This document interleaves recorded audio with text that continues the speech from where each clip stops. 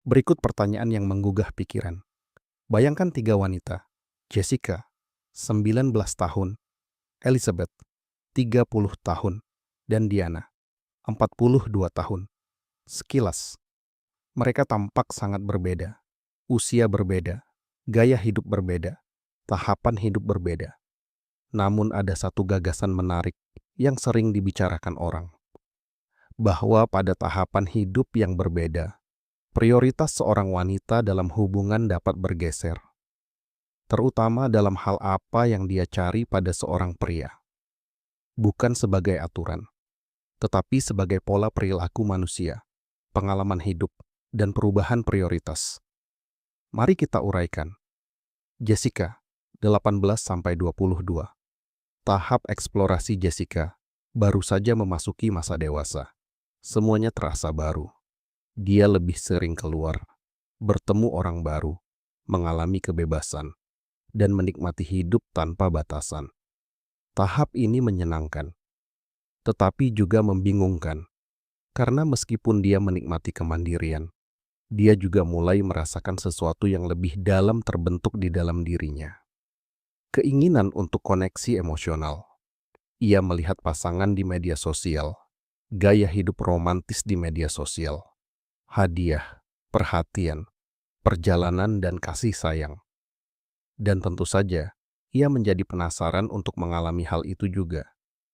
Pada tahap ini, hubungan seringkali terasa emosional dan spontan. Ini bukan selalu tentang perencanaan jangka panjang. Ini tentang perasaan, daya tarik, dan pengalaman. Jessica masih mencari tahu tentang kehidupan, dirinya sendiri, dan apa yang benar-benar diinginkannya. Elizabeth, 25-30. Tahap realitas sekarang kita beralih ke Elizabeth. Ia telah mengalami masa dewasa awal, hubungan, perhatian, kehidupan sosial. Ia telah melihat semuanya sebelumnya, tetapi ada sesuatu yang telah berubah. Kegembiraan pesta yang terus-menerus dan perhatian yang santai tidak lagi terasa sama. Fokusnya telah bergeser. Ia sekarang memiliki pekerjaan yang stabil, tanggung jawab, dan kehidupan yang lebih terstruktur.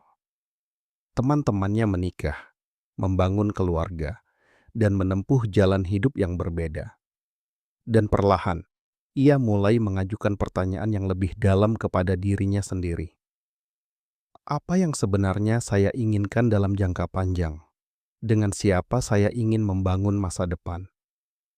Pada tahap ini, hubungan bukan lagi hanya tentang kegembiraan. Hubungan menjadi tentang stabilitas, keamanan emosional, dan kompatibilitas jangka panjang.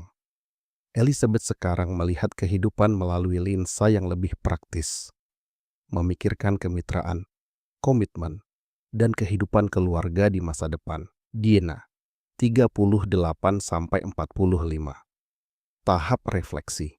Sekarang kita sampai pada Diana. Ia telah menjalani pengalaman hidup yang besar. Pernikahan, anak-anak, dan perceraian.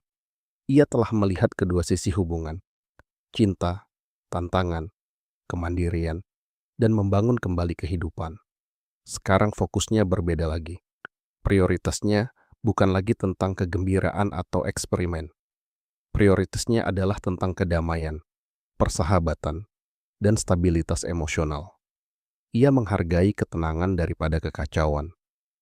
Namun pada saat yang sama, ia menjadi lebih sadar akan waktu, perubahan hidup, dan pergeseran perhatian dalam masyarakat. Fokusnya beralih ke persahabatan yang bermakna. Seseorang yang dapat dia percayai, andalkan, dan berbagi hidup dengannya secara stabil. Ini bukan lagi tentang masa muda. Ini tentang kenyamanan emosional, rasa hormat, dan pemahaman jangka panjang. Gambaran yang lebih besar ketika Anda melihat ketiga tahapan tersebut, satu hal menjadi jelas. Orang berubah seiring waktu. Bukan hanya wanita, semua orang. Prioritas berkembang, keinginan bergeser. Pengalaman hidup membentuk kembali harapan. Apa yang diinginkan seseorang di usia 20 tidak sama dengan apa yang mereka inginkan di usia 30 atau 40. Dan disinilah banyak hubungan menghadapi tantangan. Ketika dua orang berada dalam tahapan emosional atau kehidupan yang berbeda tanpa menyadarinya. Karena daya tarik saja tidak cukup, kegembiraan saja tidak cukup, bahkan stabilitas saja tidak cukup. Yang benar-benar penting adalah waktu, pemahaman, dan keselarasan emosional. Kesimpulan akhir, intinya sederhana, orang tidak akan tetap sama selamanya. Jadi, alih-alih berasumsi pada satu pola pikir tetap, pendekatan yang lebih baik adalah memahami pertumbuhan, perubahan, dan evolusi emosional. Karena koneksi sejati bukan hanya tentang siapa seseorang saat ini, tetapi tentang apakah kehidupan, nilai-nilai, dan waktu Anda selaras dalam jangka panjang. Dan ketika selaras, disitulah hubungan sejati dan langgeng dibangun.